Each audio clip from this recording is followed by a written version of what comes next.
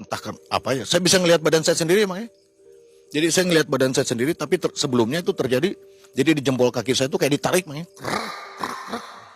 Jadi di sini tuh kayak apa ya?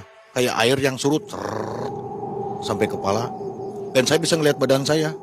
Dan ketika badan saya disentuh sama teman saya, meskipun pelan, tuh rasanya sakit banget. Ketika saya merasakan sakit itu ada yang narik. Saya bisa ngelihat badan saya sendiri. Saya ada yang narik. Terus ada cahaya putih. Cuman ada suara. Itu kamu lihat ke arah depan. Saya lihat ada ini, Mang ada pohon sangat besar seperti beringin. Itu daunnya warnanya emas. Jadi ada nama saya, bin siapa gitu. Itu tidak jatuh, ada di tengah-tengah. Tapi yang berserakan banyak yang berguguran Mang. Jadi kata suara itu, kamu beruntung, kamu belum gugur. Karena si daun itu ada di tengah-tengah Mang. Jadi saya udah meninggal belum? Belum, kamu lihat ke sebelah kanan. Saya lihat di sebelah kanan tuh ada orang-orang ganteng-ganteng Mang. Ganteng, cantik-cantik. Saya tanya ke cahaya itu siapa? Itu yang meninggal di terowongan Mina. Dulu mungkin pemirsa tahu lah, tahun 91 ada kejadian di Mekah, ada terowongan Mina yang roboh itu yang menimpa jemaah haji. Nah, itu saya ngelihat mereka tuh ganteng-ganteng Mang. Ketika saya diperlihatkan ke kiri, tempat kamu mah di kiri. Saya ngelihat sahabat saya Mang yang dulu yang udah meninggal tuh lagi dipukulin. Saya kan bingung. Jadi saya harus masuk ke mana? Ke sana. Karena yang kamu sembah itu beda. Salah yang kamu sembah itu. Suara itu Mang yang ngasih tahu. Itu dalam keadaan mati suri ya? Mati suri ya Mang. Ini kenapa saya bisa ngelihat teman saya lagi dipukulin gitu. Banyak banget, terus banyak teriakan, wow ampun, Allahu Akbar. Wah pokoknya jeritanya, kalau saya dengar mungkin saya nggak tahan. Untuk yang kedua kali mungkin saya nggak tahan Mang. Saking banyaknya jeritan-jeritan. Setelah itu kamu pulang lagi aja, karena belum waktunya kamu.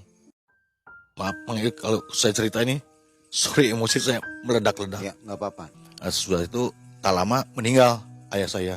Ayah saya kan seorang TNI Mang. Ketika meninggal itu biasanya ada upacara dinas. Nah, saat upacara dinas tembakan salpo, orang yang kita duga yang udah jolim ke ayah saya itu tertawa Mang. Puas lah si Batak paeh. Ketawa-ketawa itu Mang di depan saya. Saya sebetulnya udah emosi Mang. Ya karena ya namanya juga dalam keadaan berkabung, mereka kok dengan teganya tertawa begitu ya Mang. Ya, setelah pemakaman selesai, di situ terpupuk dendam yang luar biasa di hati saya Mang. Jadi di dalam hati saya itu saya harus habisi orang ini. Satu keluarga ini harus saya habisin. Modusnya apa mereka mencelakai orang tua? Itu diduga karena rumah yang mereka ingini dibeli sama keluarga kita Mang. Jadi mereka tidak terima. Mulai dari puasa saya lakonin. Puasa 41 hari yang satu harinya tuh harus melek. Gak boleh tidur sama sekali. Jadi kalau dihitung tuh 41 dengan melek itu Mang. Mulai dari pasang gotri, terus gabah itu. Saya minum gabah, terus di black ini saya pernah. Kalau puasa mutih saya juga pernah Mang. Dan karena untuk menimbulkan keyakinan saya nih, untuk melampiaskan dendam saya, jangan-jangan ini nggak ampuh. Saya coba, memang teruji Mang. Tapi karena saya tidak puas kan, coba di jalanan Mang. Saya berantem di jalanan memang kebal Mang.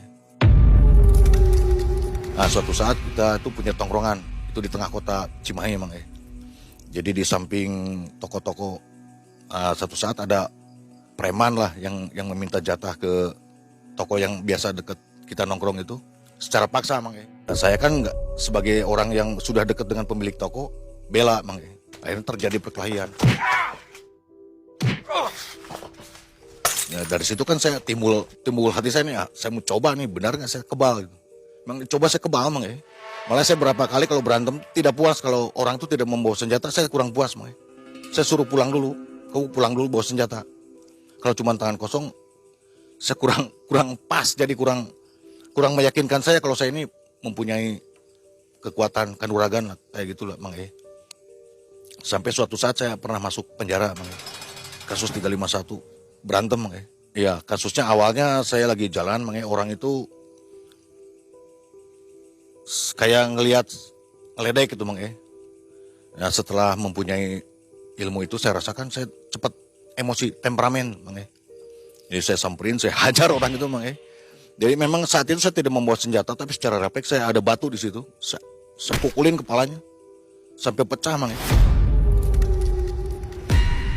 Nah, saat saya mukulin orang itu di belakang, ternyata ada orang temennya orang tersebut, Bang.